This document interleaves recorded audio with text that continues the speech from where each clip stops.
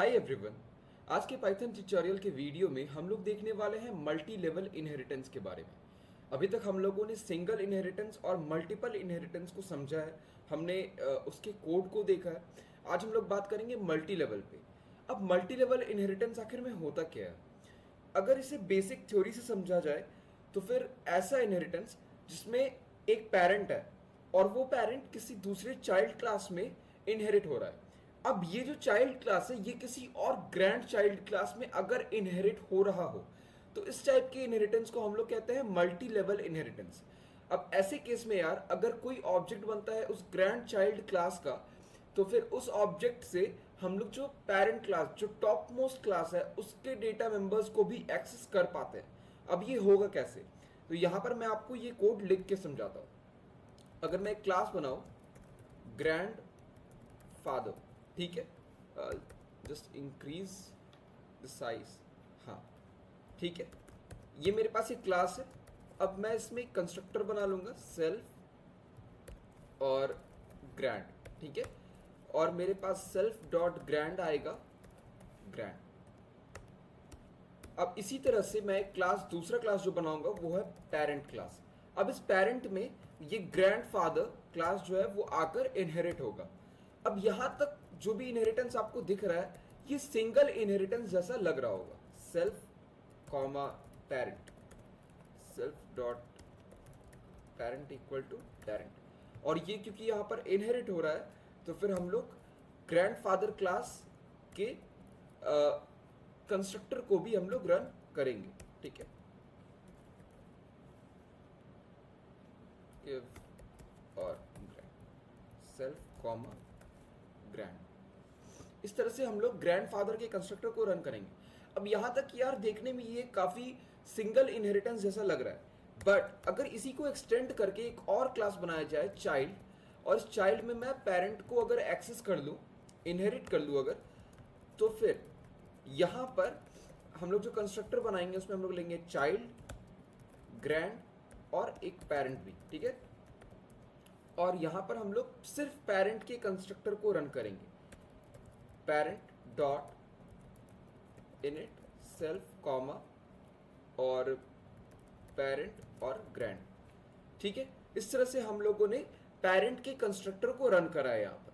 अब यहां पर आगे बढ़कर अगर हम लोग चाइल्ड के एक चाइल्ड का क्लास का एक ऑब्जेक्ट बनाते हैं तो फिर हम लोगों को यहां पर पास करना होगा, सॉरी यहां पर सेल्फ डॉट चाइल्ड मैं देना भूल गया, ठीक है।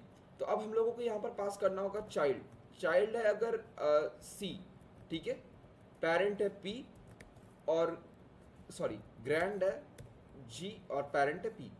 तो इस तरह से मेरे पास चाइल्ड, ग्रैंड और पेरेंट तीनों में एक एक आर्ग्यूमेंट आ चुका है। अब अगर मैं प्रिंट करूं C1 डॉट चाइल्ड तो क्या ये प्रिंट होगा? अगर मैं इस प्रोग्राम को रन करूं तो आप देखेंगे मेरे पास C प्रिंट हो गया है। अब ये यार यहां तक तो सब चीजें ठीक है, यहां तक कोई प्रॉब्लम की बात नहीं है, बट अगर मैं प्रिंट कराना चाहूं C1 डॉट पेरेंट और C1 dot just a second, हाँ, अगर मैं C1 डॉट पेरेंट और C1 डॉट ग्रैंड को यहां पर प्रिंट कराना चाहूं तो मेरा फोकस होगा C1 डॉट ग्रैंड पे। मुझे देखना है क्या हम लोग इस चाइल्ड क्लास से, इस चाइल्ड क्लास का एक ऑब्जेक्ट बनाकर इस सेल्फ डॉट ग्रैंड को एक्सेस कर पाते हैं, ये हमें देखना है। और अब अगर मैं इस प्रोग्राम को रन करूं तो आप देखेंगे मेरे पास C, P और G तीनों ही आ गया है, G जो कि लास्ट में C1 डॉट ग्रैंड था। तो इसका मतलब ये है कि हम लोग एक चाइल्ड क्लास के ऑब्जेक्ट को बनाकर ग्रैंडफादर क्लास का जो वेरिएबल जो भी डेटा मेंबर है हम लोग उसको यूज कर पा रहे हैं। तो मल्टी लेवल इनहेरिटेंस यार काम इसी तरह से करता है, जो सिंगल इनहेरिटेंस है उसे हम लोग एक्सटेंड कर देते हैं।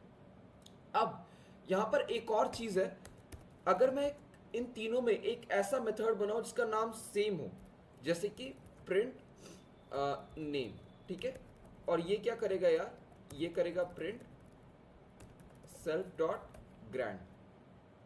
अगर मैं यहां पर बनाऊं def print name, sorry print name, और ये करेगा print self dot parent, just a second, sorry, मैंने यहाँ पर सेल्फ पास नहीं किया है, ठीक है। और उसी तरह से अगर मैं चाइल्ड के अंदर भी सेम फंक्शन को बना दूं,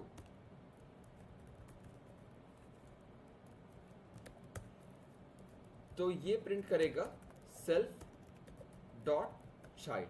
अब यार यहां पर देखने वाली बात होगी कि अगर हम लोग C1 डॉट प्रिंट नेम को चलाते हैं तो क्या होगा, कौन सा वाला वेरिएबल या डेटा मेंबर एग्जीक्यूट होकर प्रिंट होगा, ये देखने वाली बात है यार। तो अगर अब मैं प्रिंट करूं तो मेरे पास C आ रहा है, ठीक है, C आ रहा है। क्यों? क्योंकि सबसे पहले मैंने आपको बताया था यार, MRO मेथड रिजोल्यूशन ऑर्डर, यहां पर सबसे पहले कौन सा चीज आएगा, वो है चाइल्ड। मतलब चाइल्ड में सबसे पहले वो मेथड या फिर वो डेटा मेंबर सर्च करा जाएगा। तो चाइल्ड में क्या प्रिंट नेम मिला, हाँ, तो वो यहीं से एग्जीक्यूट हो गया। हम लोगों ने प्रिंट नेम को आगे सर्च नहीं किया। अब अगर यहां पर प्रिंट नेम फंक्शन ना हो, यहां पर अगर प्रिंट नेम फंक्शन ना हो, तो कौन सा प्रिंट नेम रन होगा, क्या पेरेंट वाला या फिर ग्रैंडफादर वाला। तो अब अगर हम लोग इसे रन करें तो मेरे पास पेरेंट वाला प्रिंट नेम फंक्शन रन हो रहा है। अब ऐसा हो क्यों रहा है यार, अगर मैं यहां से हटा दूं तो एट लास्ट फिर वो ग्रैंड वाला प्रिंट नेम रन होगा। अब ऐसा हो क्यों रहा है, वो ऐसा इसलिए हो रहा है यार क्योंकि अगर हम लोग रन करें, अगर मैं इसे प्रिंट कर रहा हूं चाइल्ड डॉट MRO, तो इसका MRO किस तरह से काम कर रहा है। इसका MRO पहले सर्च करेगा चाइल्ड क्लास में, उसके बाद वो जा रहा है पेरेंट, जो चाइल्ड क्लास जिस क्लास को डायरेक्टली इनहेरिट कर रहा है। चाइल्ड क्लास किस क्लास को डायरेक्टली इनहेरिट कर रहा है, पेरेंट को, ठीक है।